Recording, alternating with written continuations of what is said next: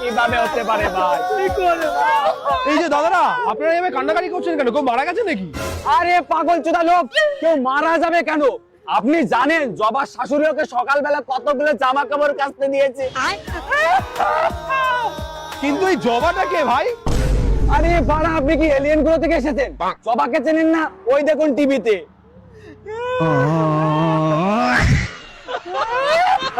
আর মেরেছে, আপনারা কি পাগল চোদা নাকি? মাঝে মাঝে সিরিয়াল দেখে সামান্য এভাবে কান্নাকাটি করছেন?